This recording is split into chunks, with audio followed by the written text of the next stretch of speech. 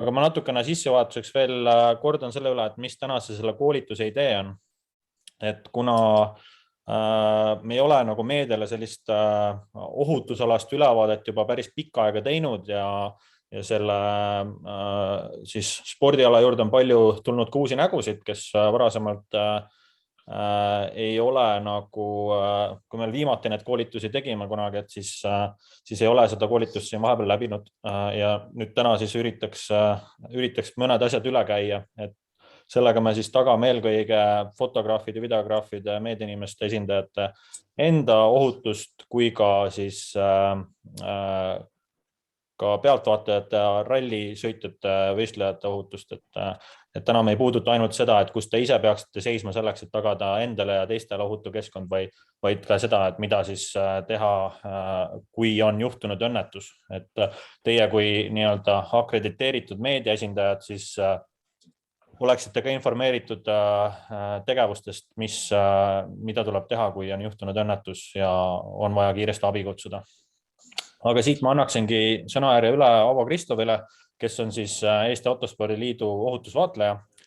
Minu poolt suur tänu kõigile, kes täna leidsid aja siia koolitusel tulla ja siis loodetavasti juba Otepää talverallil teiega enamustega kohtume ja kui teil on mingeid küsimusi, siis me tekitame mingi hetk selle akna, kus saab küsida, aga kes oskab nagu Zoomi rohkem kasutada, siis võib tõsta ka siit käe ülesse, et siin on täitsa selline koht olemas ja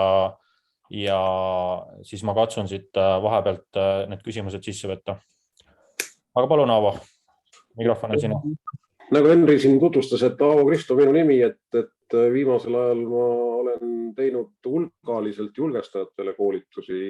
Selles mõttes, et viimased, ma arvan, et 5 või 6 aastat praktiliselt kõik rajajulgestajad, kes raja ääres on viibinud, on sealt kas klassist või siis ekraani tagant, nii nagu täna teiegi, eks ju, siin Zoomi kaudu selle jutu ära kuulanud, aga julgestajate koolitus on muidugi oluliselt pikem ja kestab 2 kuni 2,5 tundi, et täna me katsume siin hakkama saada. Loodetavasti sükse poole tunniga, võib-olla läheb natukene rohkem. Et Henri, lähme lühidalt siis slaid 2 ja slaid 3, eks ju, siis hakkame otsast pihta, tähendab. Slaid 2 on üks ilus pilt, mis illustreerib siis aktiivseid fotograafe meil siin raja ääres ja siis slaid 3 räägib siis meedia tähtsusest, et meie ju kõik teame, et ajakirjandusel on suur jõud, et mõnel juhul võib ta teha kellestki jumala, mõnel juhul kohvimasina koju viimise eest lõpetab kellegi poliitilise karjääri. Eks, et selles mõttes meedia on suur jõud. Ja üldiselt on see nii, et meediale püütakse luua normaalsed töötingimused. Kes on seal vanemad ja rohkem käinud, on kindlasti käinud maailma meistrivõistluste etappidel. Et seal need tingimused on siis spetsiaalselt meedia jaoks ette nähtud Eesti meistrivõistlustest. Paraku me räägime, kus meil tegelikult valdavalt ikkagi sellised spetsiaalsed meedia vaatamis, pildistamise kohad tegelikult ei ole tähistatud. Aga tingimused püüame luua selles mõttes, et teatavad eriõigused on olemas, millest me hiljem räägime ka nüüd natukene. Et kes on nagu uuem tuli ja siis teaksid täpselt, millised need eriõigused siis on. Aga meie ralli ohutus üldiselt seisneb koos kõikide nende osapoolte ohutuse tagamisest, et on need pealtvaatajad, sõitjad, ametnikud, vabatahtlikud ja samamoodi on siis meedia inimeste ohutus on see, mis on vaja ralli korraldajal ja kaasa arvatud siis igal ühel meist endil, eks ju, selles mõttes olete meedia esindaja või pealtvaataja. Samamoodi peab täitma teatavaid ohutusreegleid. Et etteruttavalt meil on olnud, kui me räägime õnnetustest, siis meil on olnud ka meedia esindajatega, ütleme selliseid päris kõige rängema raskusastmega, ehk siis inimesed on surma saanud. õnnetusi, et viimane neist oli täpselt aastanumbrit ma ei oska öelda, võib-olla 10-15 aastat kuskil selle vaheses tagasi Lõuna-Eestis, kus üks pildistav siis inimene viibis ohutuskastis ja võistlusauto sõitis tal otsa, see oli surma. Et varasemalt see oli küll uparingil, oli küll motovõistlusega ka analoogne situatsioon, kus fotograaf siis hukkus. Nii. Et ei ole COVID, aga lihtsalt suitsetaja. Nii, lähme edasi siis 4. slaidi juurde. Et see tööjärjekord vist on selline, et kõigepealt on see ohutuskoolitus ja siis sõlmite lepingu, saate vesti, eks ju, vist niipidi on kõigepealt, eks ju. Ja, et selles mõttes osad on juba vesti lepingu kätte saanud, allkirjastanud, kellel on väljastatud hooajaline akrediteering. Et siinkohal väikene meeldetuletus ka, et kellel see leping ootab mailboxis, et siis minge vaadake üle ja pange allkirjad alla ja saatke tagasi. Aga siis ülejäänud, kes ei ole hooajalist akrediteeringut saanud või vesti lepingut, et siis teie täidate selle Otepääl koha peal või siis järgnevatel rallidel koha peal ära. Jah, see on lihtsalt väljavõte sellest osast lepingust, mis siis nüüd ajakirjanik, fotograaf siis sõlmib Autospordiliidu siis kas siis Autospordiliidus või siis võistlustel jah, selle pressiesindaja juures, et mis see siis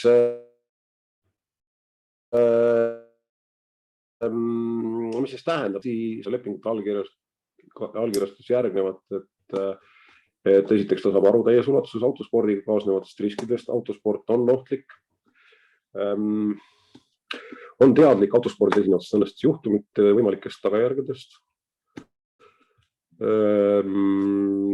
See on nüüd see, mida me siis igatpidi igasuguste meetmetega püüame nagu vältida, et meil just värskelt, ma arvan, et täna-homme ilmub ka Autospordiliidu koduleheküljel üles siis ohutuslisa number 3, mis siis käsitleb kõiki ralli ohutust puudutavaid aspekte. See dokument on, ma nüüd ei tea, kuidas ta seal vormistusega lõpuks, aga ta on üks 19–20 lehekülge pikk. Puudutab ka meediaohutust muu hulgas. Et vesti kasutamisel on selline lugu, et jah, et teil on neid teatavaid erisusi, teatavaid eriõigusi, aga sellest tulenevalt, et vesti kasutaja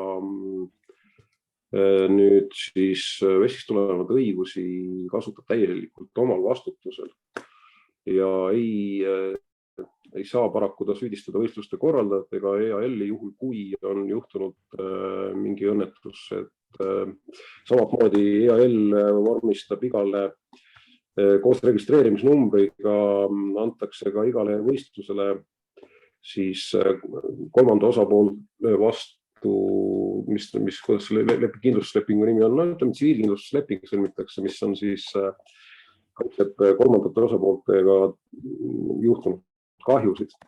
Et nüüd ajakirjanik, fotograaf enda selle kindlustuslepingu alla paraku ei kuulu. Ja. Nii, lähme edasi.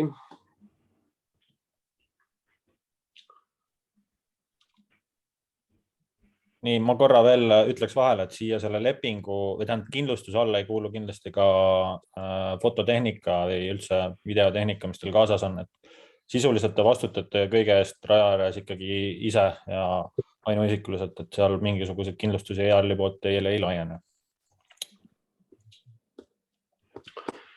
Nii, meedia või fotograafi ja ajakirjaniku eriõigused, siin on, ega teil neid eriõigusi väga palju polegi. Selles mõttes, et te võite liikuda või viibida pealtvaatajate alades väljas, ühesõnaga mitte lindiga piiratud. Tähendab, täpsustan, mis asi on pealtvaataja ala. Pealtvaataja ala on lindiga fikseeritud ala, kus kohas pealtvaataja viibida võib. Üldine reegel, vaikimise reegel tegelikult on selline, kui linti ei ole, siis publikut seal olla ei tohi. Kuid kui te kujutate ette, eks ju, et rallitrass on meil täna Eesti meistrivõistlusel 150 kilti, see tähendab seda, et on 300 kilomeetrit 300 kilomeetrit, siis tee ääri, siis paraku see on selge, et kõiki kohti lindiga ei tähistata.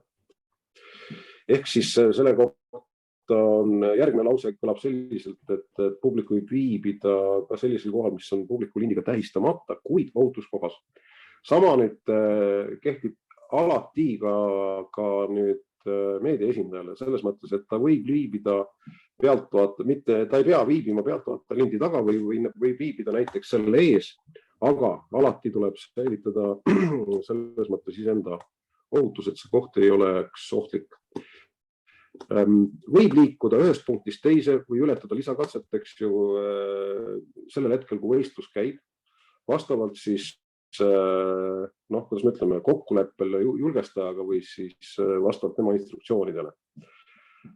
Nüüd see järgmine punkt on, et seda ärge lugege üldse sellepärast, et see tegelikult puudutab, see on võetud FIA reeglitest, rahvusvahelise autospordiliidu reeglitest ja kehtib suuresti maailma meistrivõistluste etappidel, mille üle ka nüüd täna käib seal FIA-s nagu suur vaidlus, et selline luba ja õigus nagu ei ole nagu aktsepteeritav, et see tegelikult tuleks ära kaotada. Ehk siis, et võib-olla puudutab see eelkõige näiteks telemeeskondi, kes MM-i etappidel seal oma teleülekandeid teevad või mis iganes.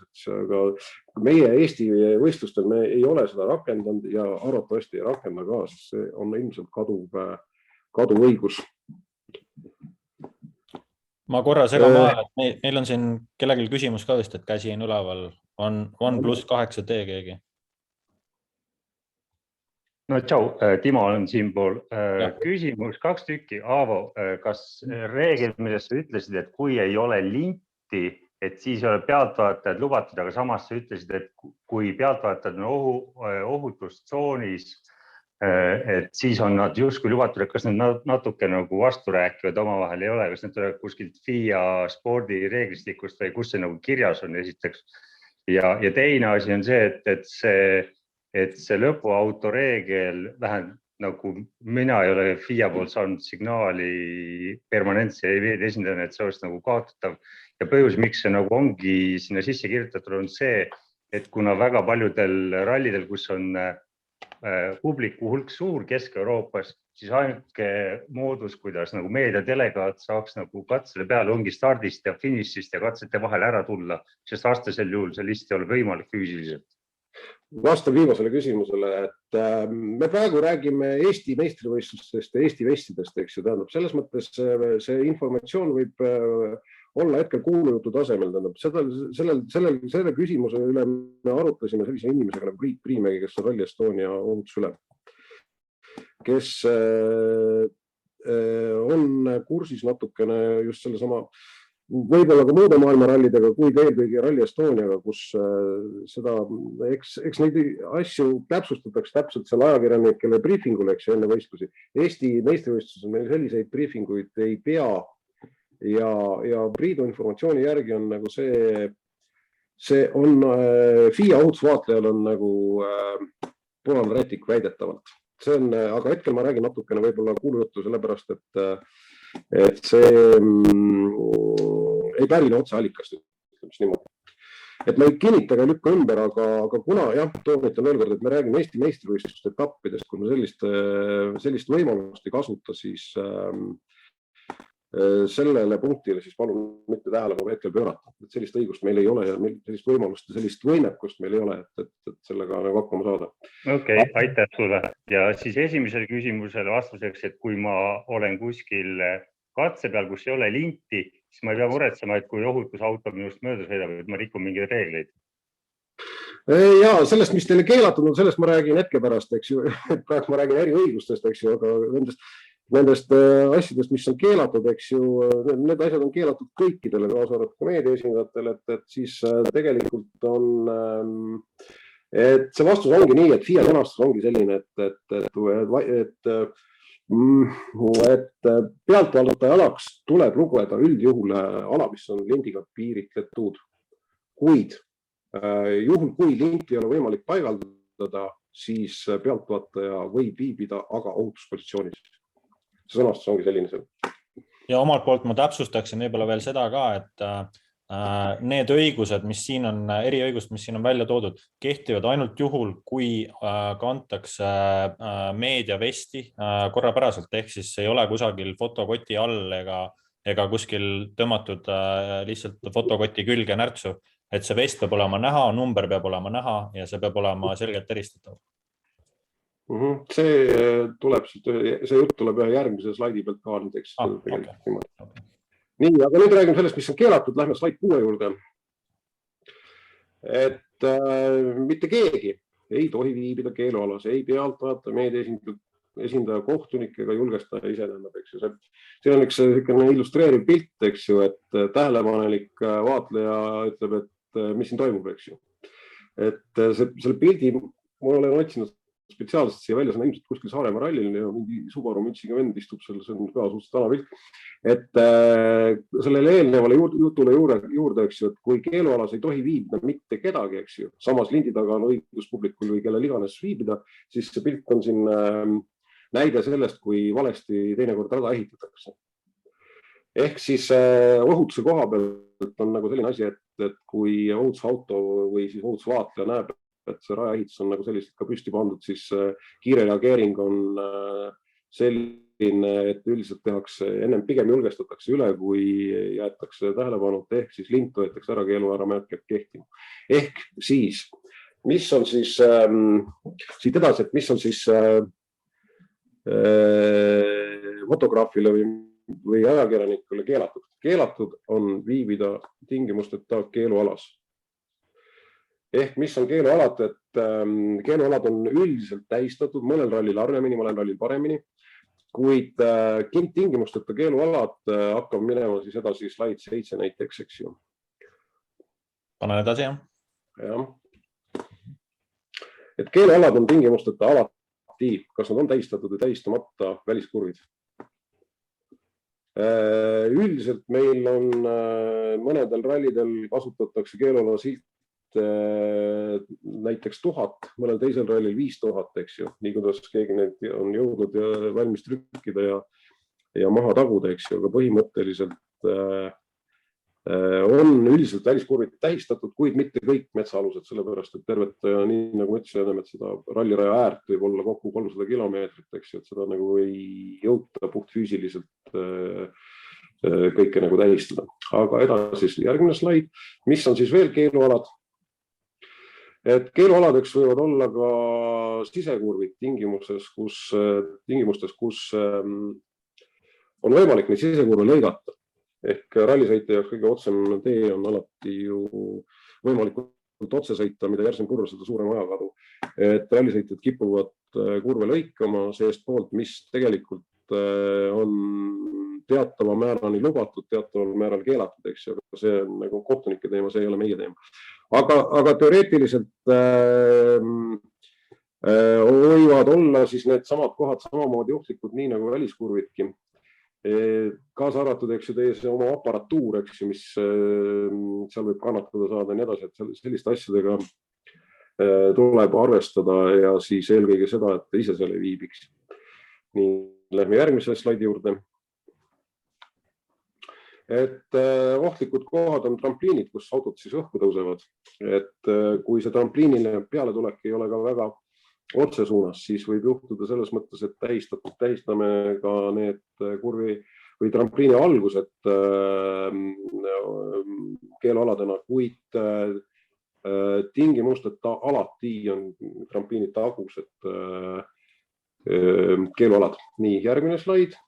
Ehk siis siin on nüüd järgmine versioon, kes teab Otepääl rallit, seal on üks ületee hüpped, on see täpselt selline situatsioon, kus tullakse pika sirgega ja hüpatakse üle selle tee mineku, seal kus Raul Jeetski omal ajal ennast puruks hüppas, eks ju. Et näiteks selline näide, et kindlasti on trampliini tagused siis tingimusteta keelualad. Et kas nad on tähistatud või ei ole tähistatud, keelualad on nad kõigi jaoks. Veel edasi. Et keelualad siis tähistatakse erinevalt, et siin on üks selline tore pilt, kus seal on mingi seltskond, eks ju, kellele keeluala paistab, et ei kehti, aga kui sa silti täpsemalt vaadata, siis keeluala silt on siis markeeritud nagu selles mõttes kehtivus kehtivus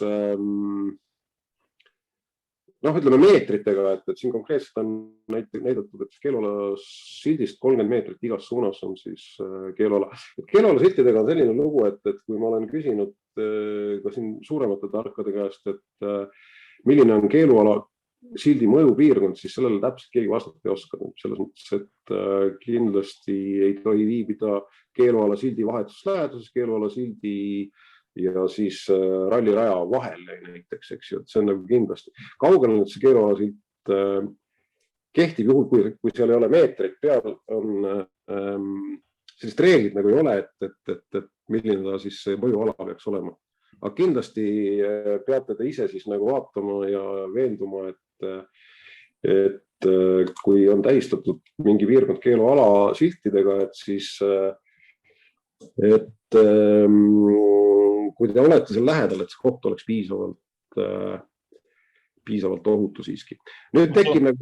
Ma usun, et Edgar, nüüd sa said ilmselt oma küsimusele siit suures plaanis vastuse, et ma korra avasin segan, et Timol on vist ka jälle midagi lisada või küsida, et Timo, palun. Ja aitäh, aga kas ei oleks, ma lihtsalt nagu mõtlen valjusti või teen ettepaneku, et mida kaaluda, et kas ei oleks mõistlik lihtsalt, kui on keeluala, ongi nagu keeluala, ärme neid meetreid paneme.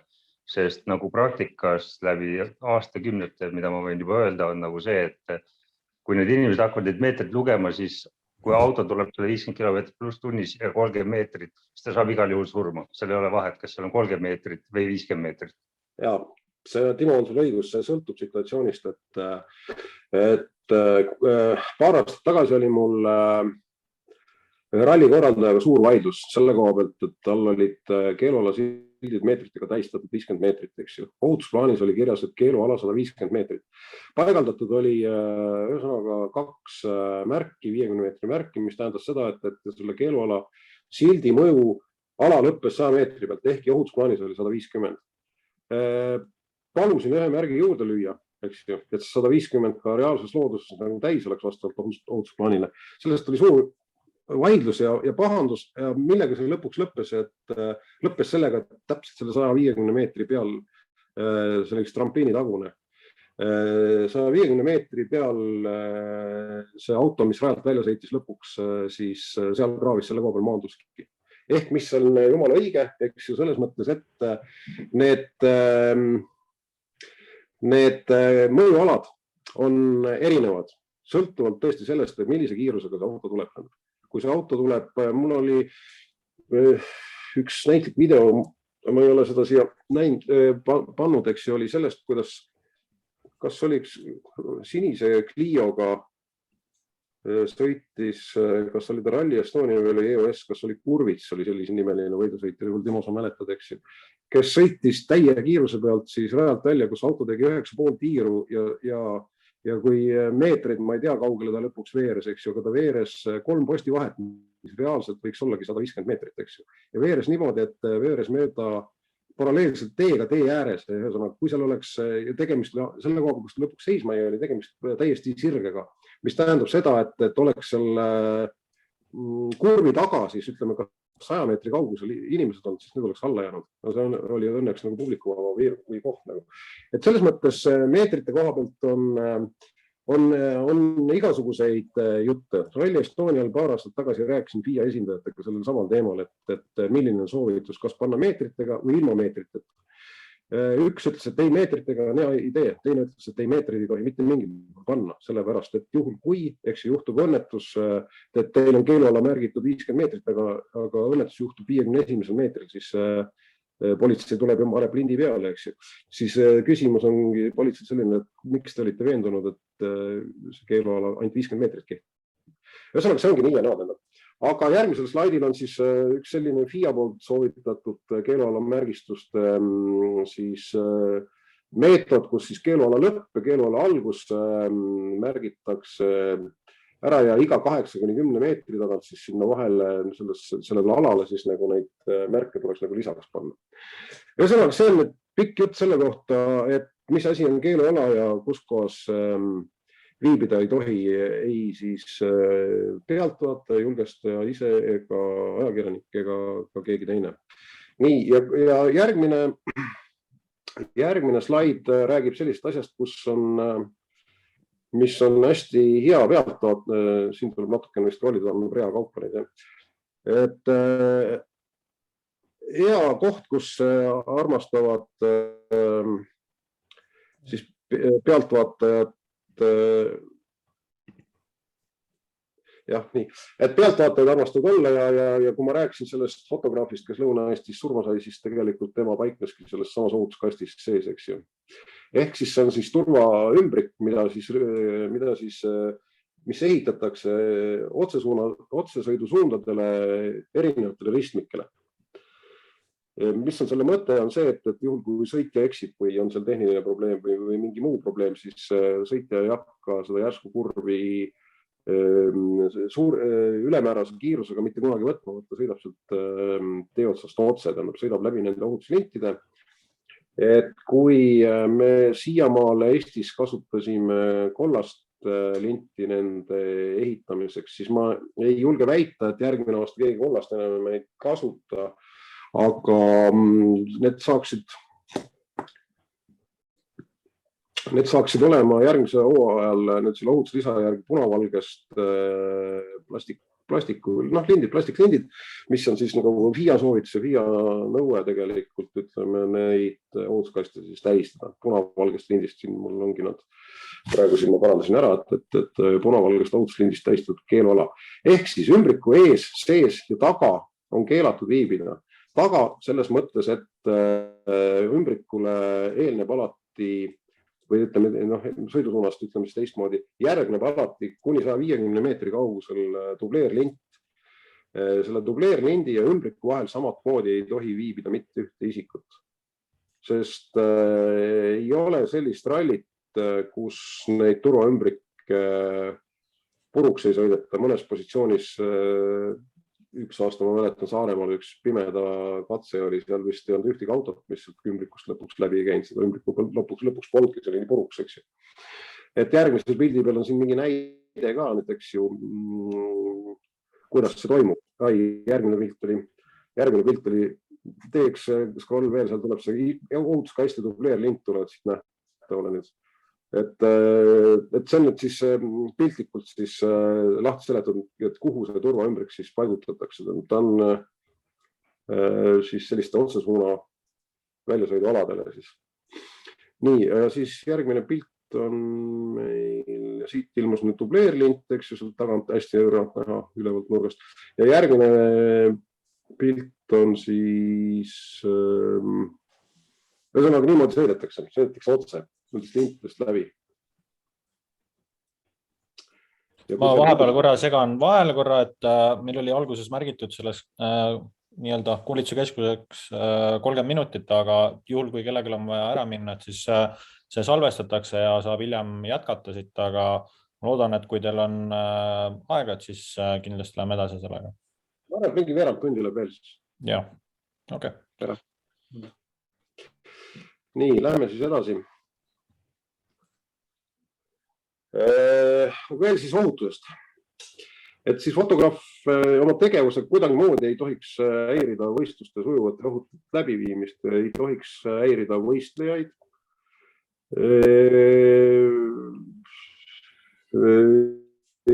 Selles mõttes, et on ka näidiseid mul ja praegu nüüd jälle siin ei ole videot käepärast, kuidas kaameramees meil omal ajal ühel rallil võistlusauto kinni peatas praktiliselt sellepärast, et keegi ei oska täna nagu seletada, mis ta seal keset teed oli, aga nii ta oli oma kaameraga. Ma arvan, et siinkohal on hea näide võib-olla viimasest MM-rallist Monte Carlos, kui Craig Breenil tekkis situatsioon, kus üks fotograaf oli oma kolmjalaga seal sisuliselt tee peal juba isegi, ütleme nii, et päris nagu sisekurvis niimoodi, et häiris sõitjat ja Breen pidi siis tunduvalt hoogu maha võtma ja oli tõsiselt siis katse lõpus sellest häiritud ja ütleme nii, et fotograafil läks väga õnneks, et ei olnud pime kurv, et auto oleks natuke sisse lõikanud kurvi ja siis oleks võinud väga fataalne lõpp olla selle olukorral. Jah, näiteks sama näide, et nii ongi, et kuidagi moodi ei tohiks oma tegevusega seal häirida ei võistluste korraldust ega ka siis ütleme sõitjate sooritusi. et pealtvaatajate, turvatöötajate, korraldajate, kolleegide ja kolmandate isikute suhtes käituge palun viisakalt ja lugupidavalt, et siinkohal nüüd turvatöötajatest natuke. Et kui järgmine lause ütleb, et alluma raja julgestajatele ja esindajatele, kes need esindajad on, eks ju, ohutusautod ja ohutusvaatleja ja samuti korraldajad, siis eks ju, et Kristjan Sooper palus nagu ühte punkti veel kergelt siin käsitleda, tähendab on julgestajate kvaliteet, eks ju, et ajakirjanikel tuleb tihtipeale pretensioone nende, kuidas ma ütlen, et see kvaliteet ongi natukene ebaühtlane. Et teoreetiliselt kõik koolitajad või kõik julgestajad käivad enne võistlusi või suuremas osas saavad selle sama ohutusalase julgestaja koolituse, kus mina räägin siis sellist juttu, nagu täna teilegi. Ajakirjanikel on sellised õigused, aga nad ei tohi viibida seal ja seal ja seal. Eks ju, see on kõik, eks ju. Et mingisuguseid eriinstruktsioone ei ole kunagi julgestajatele antud, tähendab, et kuidas, et miks nad teiega tihtipeale vaidlevad ja mis iganes. Eks seal tekib nagu see sama asi, et igaüks kipub olema nagu omaette tark ja asjadest võib-olla valesti aru saama, ma pean silmas julgestajaid, eks ju. Et mõistlik, eks ju, on teie poolt nendega mitte vaidlusse laskuda, vaid pigem siis kuuletuda ja leida selline, noh, ma ei saa päris öelda nii, et tõmmake kõrvad lonti ja minge minema, aga tihtipeale ei ole nagu mõtet nendega nagu selles mõttes vaielda, et eriti siin üks pool sõjaväestatud asutus, kes alati suurtel rallidel suudab suurem ohu, eks inimesi välja panna, nimesid nimetamata, eks ju. Kindlasti pooled teist said aru, mis julgestusfirmaga tegemist on. Aga et nemad on natuke sellised sõdurid, nemad löövad kulpi, ütlevad yes sir, eks ju, nendel on selline käsk antud ja niimoodi nad teevad.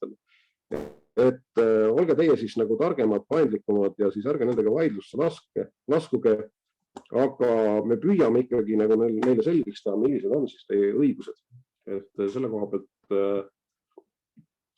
ei tasu seal tüli kiskuda nendega, ütleme niimoodi. Ja, aga selles suhtes ma olen ise ka selle samasuguse olukorraga kokku puutunud, kus mul oli pressiesindaja, võistluste pressiesindaja kaart oli kaelas ja aga siis, kui ma üritasin selgitada, et fotograaf ei pea seisma ilmtingimata lindi taga, eriti kui see olukord seal kohapeal võimaldas seda, siis mulle öeldi, et mina ei saa mitte midagi öelda, sest et nemad on ohutuse eest vastutavad antud rajalõigul. Ma nõustusin sellega täielikult, aga selles suhtes minul oli see õigus olemas lubada seda, et nad sealt välja tulevad ja kui ma pikalt nagu seletasin talle, siis ta sai aru, aga selles suhtes jah, need suurfirmade töötajad on üpriski ranged selle koha pealt ja neile midagi selgeks tegema hakata on keeruline, et mida siis teie fotograafide või videograafidena teha saate, on see, et helistate võistluste pressiesindajale ja tema on siis see, kes hakkab seda vastavat situatsiooni seal lahendama. Et see, ma arvan, et ei peaks olema teie siis foto- või videograafina teie nagu kohustus seal kellegile midagi selgitama hakata. Et jah, see võib tekitada situatsiooni, kus teil jääb mõni pilt või foto või nii-öelda video asi võtmata, aga esmatähtis on siiski ohutus ja kui see ohutusjulgestaja hakkab teiega seal vaidlema, siis temal kaob fookus ära temal poolt kaetaval lõigu üle ja see võib tekitada nii-öelda sellise ahelreaktsiooni seal muude intsidentide tekkeks. Et teie olge pigem nagu see kaine mõistus, pange kirja, kes see oli, tihtipeale need ohutuspersonal on seal märgistatud kas numbritega või te teate täpselt seda lokatsiooni ja hiljem me saame siis tagantjärgi seda olukorda lahendada. Ja ma näen, et Timo tahab jälle siin midagi kommenteerida, et Timo, palun. Jah, aitäh. Ma tahtsin lihtsalt seda öelda, et ma ei tea, kas te olete oma ringis nagu arutanud seda, et diferentseerida ajakirjaniku ja fotograafi, sest teatavasti on fotograaf ainult see, kes saab vesti ja kes saab siis nii-öelda teatud võimaluse liikuda raja ääres, eks ju. Ja teiseks just seesama punkt, et see ohutustaseme järgimine turvameestel, et mul on korduvalt olnud situatsioonid, kus ma olen jõudnud isegi varem, kui turvameeskond on väike katseäärde, kus jagatakse turvad ümber ja kui need turvad jagatakse ümber, siis see nii-öelda, kes katsevanem või kes iganes ta positsioneerib kuskil, siis ta ütleb, sina oled siin ja siis nad võtavad seda kui aamen kirikus, mis tähendab seda, et ma olen nagu korduvalt läinud olukorda, kus nad on väliskurvis ja kui ma olen öelnud oma kogemuse pealt, olge head, ärge seal seiske, et auto suur tõenäosusega võib sinna nagu välja sõita ja seda on ka nagu reaalselt juhtunud ja nad seda oma silmaga näinud, siis nad on aru saanud, et okei, et see päris okei ei ole. Võib-olla see on see koht, üks koht, kus saaks nagu neile öelda, et kui need kuskile pannakse, et siis päris väliskurvi pea seisma jääma, et keegi nagu ütles, et seiske siin. Ja Timo, sellega on niimoodi, et kui ma teen nendele koolitusi, siis ma ütlen, et on teatavatel ametnikel õigust teid ka seal võistluste käigus ümber paigutada, kaasa arvatud ohutusvaatlejad, tähendab, eks ju. Ja siis, kui jõuan kohale näiteks tema positsiooni ja ütlen, et kuule, et mine nüüd sinna või tee seda, siis ütles, et mind pandi siia ja ma ei lähe siit kuskile. Ma ütlesin, et selge. Vaidlus sellega võtta lõpetada. Selles mõttes, et on selliseid probleeme, aga need ei ole sagedased, aga juhtub, jah. Et see nii on, jah. Ja jällegi teie nagu saate alati nagu võtta ühendust kas siis võistluste pressiesindajaga või siis kellel on kontakt olemas, kas võistluste juhiga, aga tihtipeale on mõistlikum võtta ühendust kas siis pressiesindaja minu näol või keegi teine mõnel rallil, et meie siis tegeleme selle probleemiga edasi, et teie ei pea hakkama seal nagu seda asja nagu ise manageerima. Et selle jaoks on võistluskeskuses inimesed olemas, kes sellega tegelevad ja vastutavad selle eest. Ja see kommunikatsiooni teema oleks nagu olnud teema seal õnnetusjuhtumite puhul, aga kui juba tuli jutuks, kellega ühendust võtta, siis on tegelikult on niimoodi, et pigem on mõistlik pressiesindajaga ühendust võtta, sellepärast, et me ei tea, eks ju, keegi, milline situatsioon parasjagu võistluskeskusel ehk võistlusjuhil lahendada on, eks ju.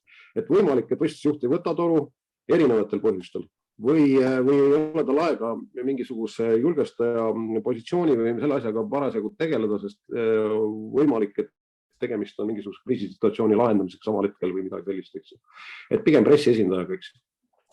Ja siis on järgmine punkt ehk siis vesti kasutades peab kained olema. Et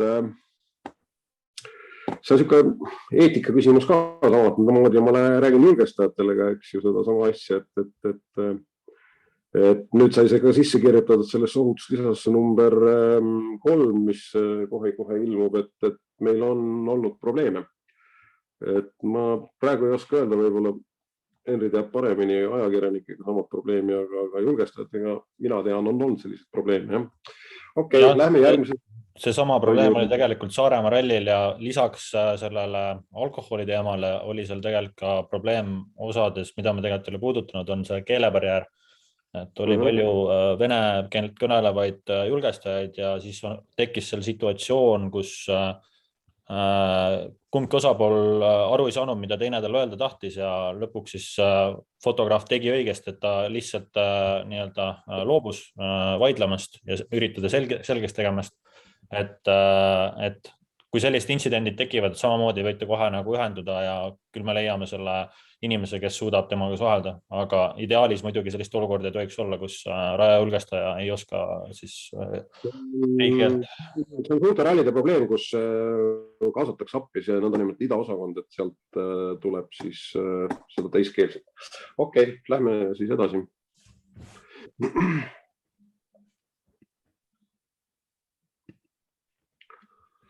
Ehk siis veel kord õigustest, eks ju, et kuna me nüüd sellest rääkisime, et vestidega siis ajakirjanikud, fotograafid, kes iganes tohivad liikuda väljaspool pealtvaataja alasid, eks ju, sellest rääkisime.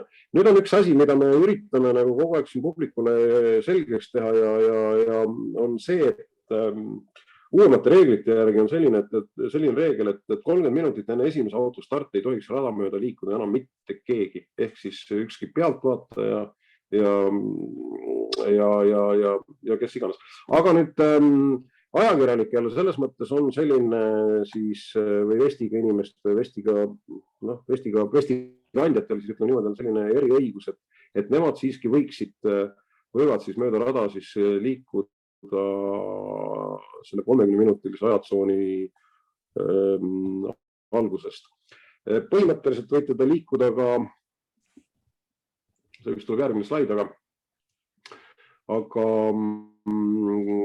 jah, siin nüüd see jutt, mis sai räägitud, et juhul kui julgestaja leiab, et fotograaf on ohtlikus kohas, ta võib teile teha märkuse ja paluda teil minna turvalisse asukohta. Et mõningal juhul läbi aastate see julgestaja tehtud märkus on õigustatud, aga nii nagu siin jah, ennem pikalt rääkisin, et mõningal juhul ka mitte, eks ju. Et veel kord siis ärge siis palun, pole mõtet nendega siis vaidlusse laskuda, temal on oma arvamus, teil on oma arvamus ja käitume siis nii, nagu siis Henri siin siis soovitas. Lähme siis veel edasi. Ja siis see Henri lause tuli nüüd nähtaval, et kui teil see vest on olemas, siis te peab olema seljas ja nähtav. Et ei tohiks olla nagu jope all ja mis iganes, et sellist asja ma olen ka näinud, et kus sa lähed, ma olen ajakirjanik, kus ma seda näen, eks ju. Saaremaa rallil viimati oli, ma saan aru, et külm on, eks ju, et oleks pidanud selle asja teistpidi panema ikkagi. See oli üks lätikeelne ajakirjanik, et vest oli jope all, oleks pidanud teistpidi olema, eks ju. Nii, lähme siis veel edasi. Ma korra veel teen väikse vahemärkus, et samamoodi kehtib ka siis see nii-öelda põhimõte, et kui meil tulevad välismaalt mõned ajakirjanikud või fotograafid või videograafid, siis teie kui nagu kohaliku tasandi siis meediaesindaja, teie võite alati olla nii-öelda teejuhiks ja mentoriks neile, kes ei ole võib-olla neid koolitusi asju läbinud, kes ei tea, kuidas meil reeglid täpselt on. Neile küll räägitakse väga põhjalikult iga kord, kui nad tulevad akrediteeringut välja võtma, et mismoodi tuleb siis tegutseda, aga tihtipeale seda raja ääres enam ei pruugi mäletada ja võib-olla seal on mingid keelebarjäärid ka tekkinud, et teie võite nagu alati minna juurde ja siis olla omalt poolt toeks, juhendada neid, et mis on meil lubatud, mis mitte ja kuidas see nii-öelda käitumisnorm siis on. Võib-olla kiire küsimus, Henri, sulle, et tihtipeale nähtub seda, et Eesti rallidel Läti ajakirjanikud kasutavad Läti vesti. Kas see on kirjutamata reegel, kirjutatud reegel ja kas eestlased teevad Läti rallidel käia ka Eesti vestiga? See on täiesti mitte lubatud, ehk siis kui te sellist käitumist kuskil näete, tuleb sellest kohe informeerida kas pressi esindajat või siis minna uurima, et miks tal see vest seljas on.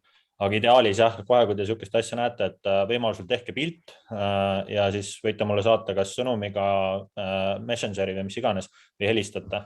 Et siis me saame selle olukorraga tegeleda, et kuna ma ise katsel nagu väga tihti ei käi, et siis see ülevaade nagu suures plaanis puudub. Et siinkohal ma loodangi teie koostööle ka, et te saaksite, kui te näete neid intsidente või situatsioone, et siis informeerige meid ja me saame tegeleda. Muidu kui see info kohale ei jõua, siis ei saa sellega tegeleda.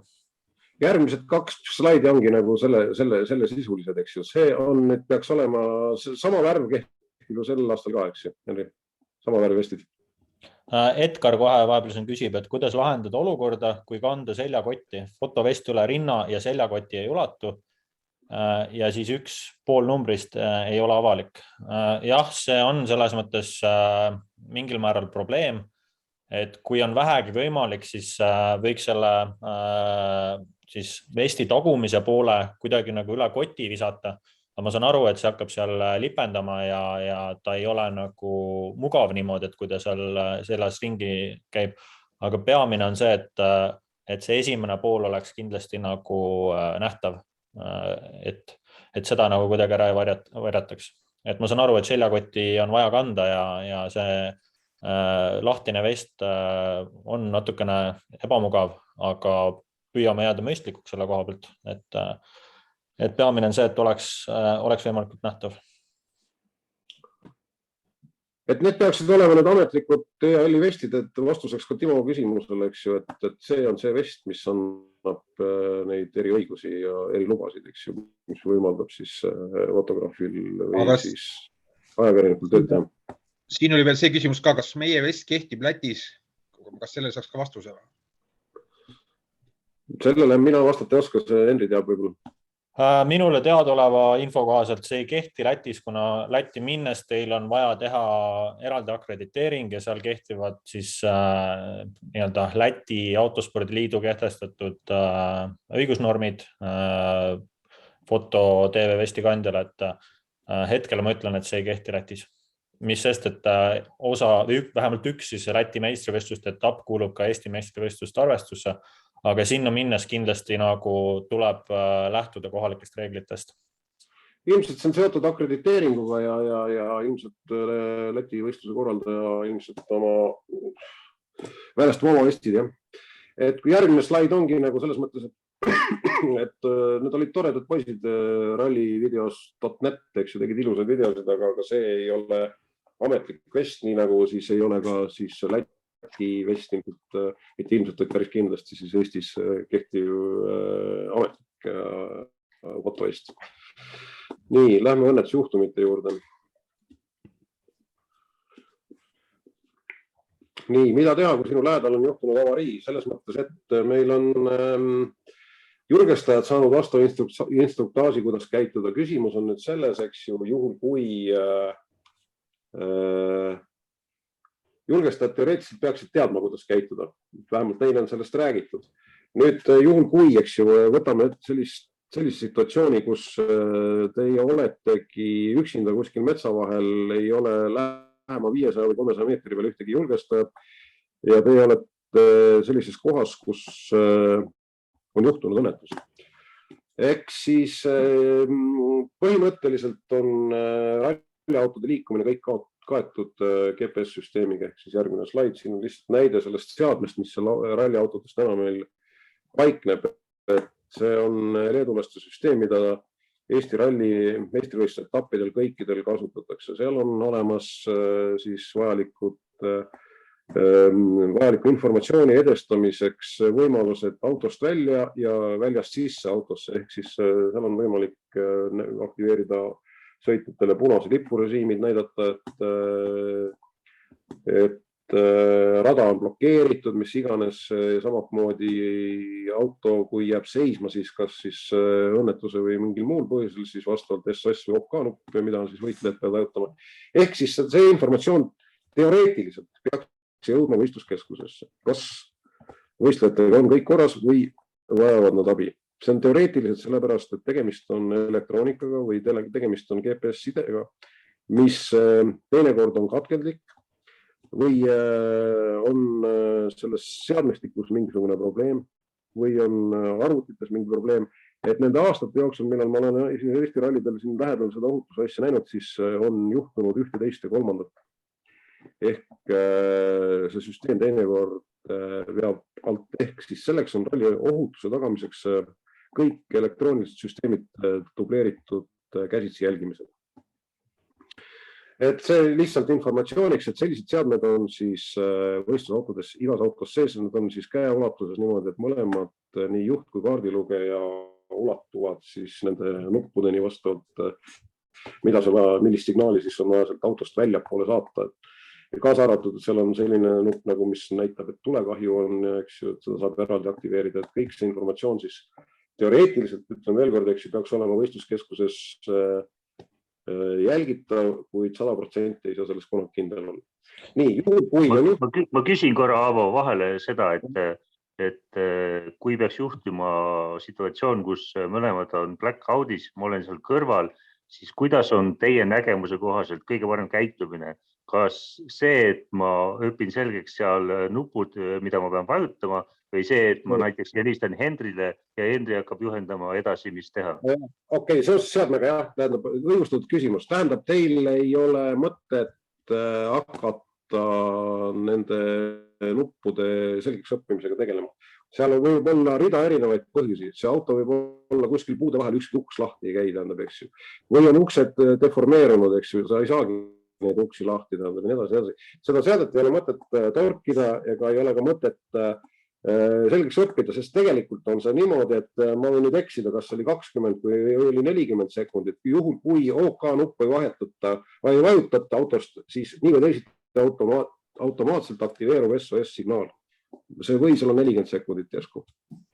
Ja aga selles suhtes ma siin natukene võib-olla täpsustaksin enda poolt, et kui on nagu tõesti näha, et on väga kriitiline olukord, et vigastused on nagu nii tõsised ja kui teil tuleb meelde, et tõstate selle nii-öelda lüliti sealt üles ja panete selle SOS nupu onni, siis vähegi tehke seda, aga see on juhul siis, kui on nagu näha, et on väga-väga tõsine situatsioon ja alles siis võtke see telefon kätte ja helistage, sest et tihtipeale te võite olla asukohas, kus see telefonilevi ei ole kõige parem, ja samas iga sekund nagu abimõistes loeb.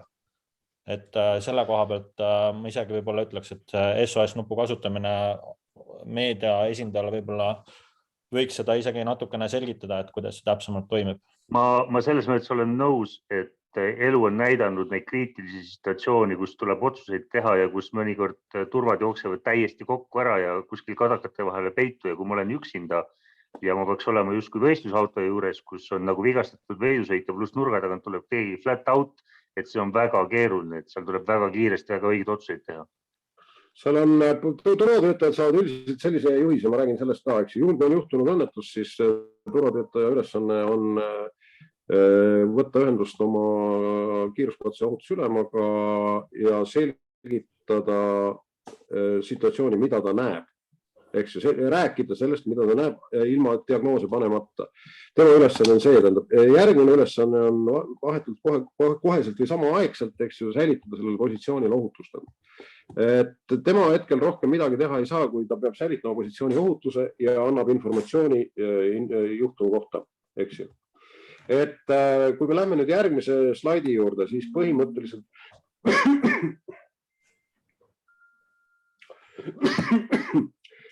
ega teiegi seal nagu rohkem midagi teha ei saada, selles mõttes, et ei tohigi teha. Et teie ülesanne samat moodi välja selgitada, mis on siis juhtunud sõitjatega, eks ju, juhul kui on võistlejad sõidukis sees ja tulekohi oht puudub ja võistleja reageerib, eks ju, selles mõttes teie, kuidas ma ütlen, märkidele seal, eks ju, või reageerib mingisugustele märkidele, siis, et mis see käitumine võiks olla, eks ju, vaadake silma, vaadake, kas ta kontakteerub teiega, kas nad mõistavad ümbritsevat, eks ju, rääkige, suudavad nad vastata teie küsimustele, näiteks oma nime, mis iganes, kas tal on kuskil valus, mis tal on seal, mida ta tunneb, eks ju. Aga mitte mingil juhul ei tohi hakata neid autost välja kiskuma või mis iganes. Aga samaaegselt, eks ju, me rääkisime Kristjan Sooperiga ka, et mis on see kontakt või kes on see kontakt, eks ju, kellele seda informatsiooni jagada, et mis seal nagu juhtus, tähendab, siis ega me targemat lahendust ikkagi ei leidnud kui võistluste pressiesindaja, sellepärast et teiste inimeste kontakte a la võistluste juht või mis iganes, et Gabriel Müürsepp ilmselt, tema on meil enamus võistluste juht, eks ju, Timol kindlasti on tema number, eks ju, aga juhul kui see situatsioon on juhtunud, siis võistluskeskus suure tõenäosusega näeb, et see situatsioon on juhtunud, seal käib väga tihe selle sündmuse, ütleme siis menetlemine, eks ju, temal ei ole kindlasti aega telefonile vastata sellel hetkel. Et see kontaktisik, kellele siis seda situatsiooni kirjeldada, saabki olla ainult ilmselt siis pressiesindaja. Et läheme siis järgmise slaidi juurde.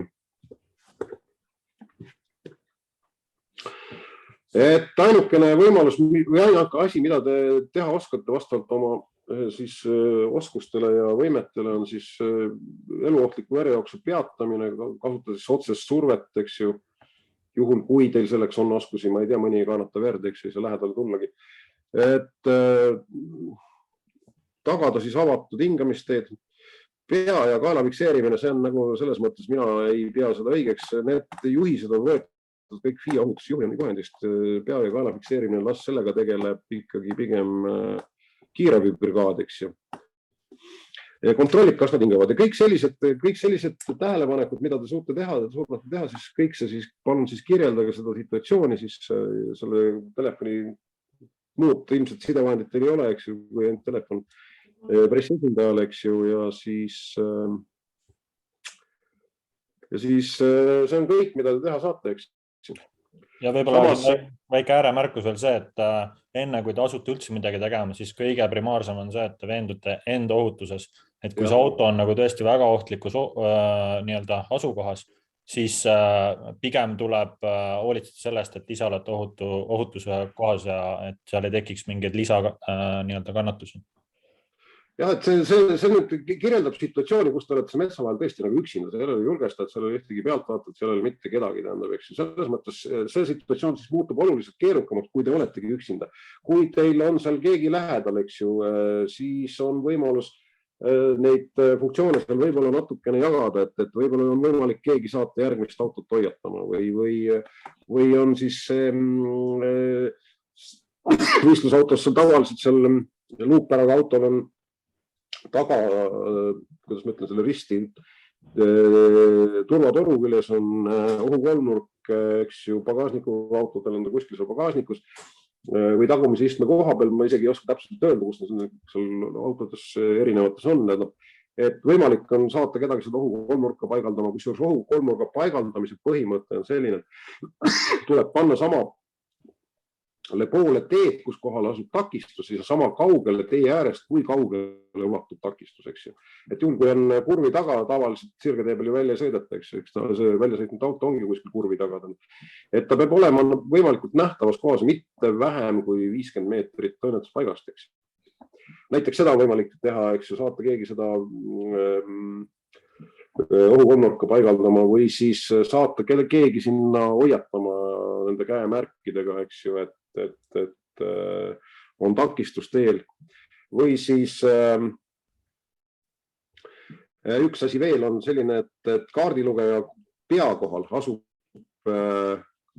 mis ta on siis suurem formaat A3, eks ju, formaadis selline papist OK ühel pool ja SOS teisel pool märk, mida on võimalik siis järgmisele autole ka siis näidata, juhul kui, eks ju, te suudate selle minuti jooksul, eks ju, kätte saada sealt kuskilt kõrvalistuja pea kohalt, eks ju, ja juhul kui seda on vaja näidata, et kui on tõesti tegemist nüüd vigastusega, et SOS-i märgi kasutamine võistlejatele peab tähistama seda, et auto peab kinni, järgmine võistlusauto peab kinni pidama või kui ei ole seda märki näidata, siis nii või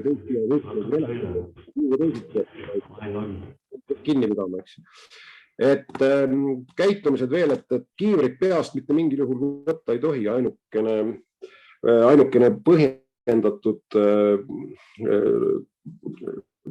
olukord on siis, kui on hingamisteed on nagu suletud või mis iganes, kui see aitab neid avada.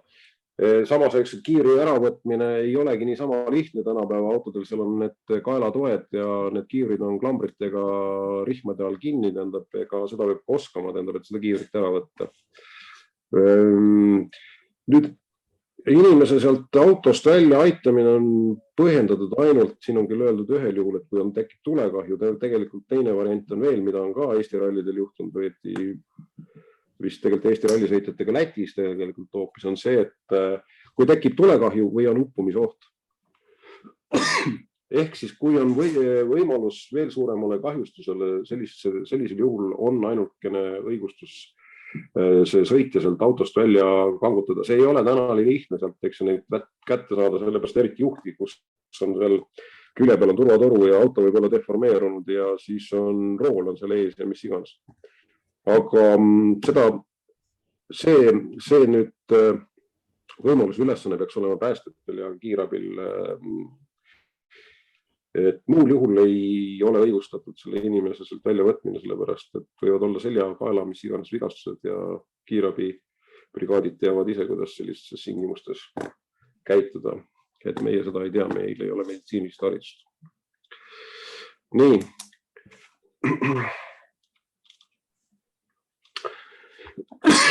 Noh, võistlejad on sõidukist väljas, tihtipeale on neil sellises paras šokisituatsioonis, eks ju, et ei pruugi aru saada, mis nad üldse teevad ja kus nad on, eks ju, et võivad olla agressiivsed, eks ju, mööda teed ringi joosta. Et see on nagu püüda neid sealt aidata siis juhul, kui sellises situatsioonis on võistleja, eks ju, neid siis ohutusse kohta suunata ja mitte seal neid nagu lasta ennast ohtu panna. Et ka selliseid situatsioone ilmselt võib juhtuda. Nii, midagi veel. Põhimõtteliselt minu poolt lühidalt kõik ja läkski tund aega, mitte pool tundi nagu esialgu arvasime. On äkki kellelgi tekkinud siin presentatsiooni käigus küsimusi, mis on võib-olla natukene jäänud arusaamatuks, mida tuleks lahendada? Kokkuvõttes lühidalt on nagu peamine see, et kuidas ma ütlen, käituge mõistlikult, ärge seadke iseennast ohtu, kuuletuge julgestajatele ja kasutage oma eriõigusi. Ega siin rohkem nagu midagi selles mõttes lühidalt nagu ma oskagi rohkem paremini seda kokku võtta. Nii on ja nii võiks jääda.